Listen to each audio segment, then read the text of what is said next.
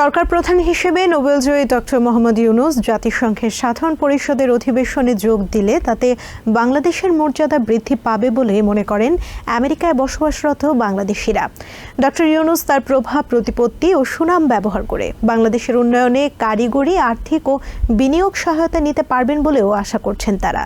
ইউনূসের সম্মানে আগামী ২৬শে সেপ্টেম্বর নিউ ইয়র্কের ম্যানহাটনে নাগরিক সংবর্ধনার পরিকল্পনা চলছে।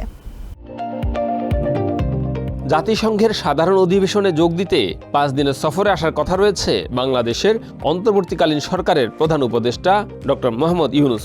বিশ্ববরেণ্য এই নোবেলজয়ী সঠিকভাবে নেতৃত্ব দিলে আগামীর বাংলাদেশ হবে সুজলা সফলা, শস্যশ্যামলা, সোনার বাংলাদেশ। তাই জাতিসংঘের সাধারণ অধিবেশনে যোগদান উপলক্ষে নিউ ইয়র্কে সচেতন নাগরিকের ব্যানারে ডক্টর ইউনূসকে সংবর্ধনা দেওয়ার গুরুত্ব তুলে ধরেন প্রবাসী নাগরিক সমাজ। তাকে উজ্জীবিত করতে চাই, যাতে তিনি দেশে ফিরে যে মনে করতে পারেন যে দেশে এবং বিদেশে তার নৈতিক সাপোর্টের জন্য মানুষের অভাব নাই। উন্নয়নশীল দেশ হওয়ায় শিক্ষা, স্বাস্থ্য, খাদ্য, প্রযুক্তি ও জলবায়ু সহ বিভিন্ন খাতে বাংলাদেশের আর্থিক ও কারিগরি সহায়তা প্রয়োজন বলে মনে করেন প্রবাসী বাংলাদেশিরা।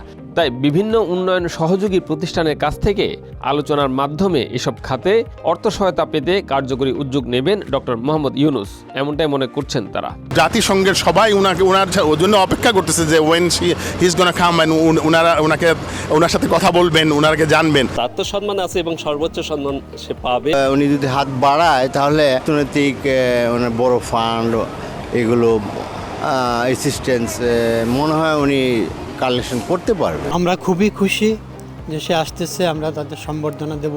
প্রবাসীরা বাংলাদেশের উন্নয়নে অনবরত পরিশ্রম করে দেশটিতে রেমিটেন্সের যোগান দিচ্ছে। বাংলাদেশে হয়রানি বন্ধ সহ সার্বিক সহায়তা পেতে কার্যকরী উদ্যোগ নেবে অন্তর্বর্তী সরকার, এমন প্রত্যাশা তাদের। আমাদেরকে রেমিটেন্স যোদ্ধা বলা হয়, কিন্তু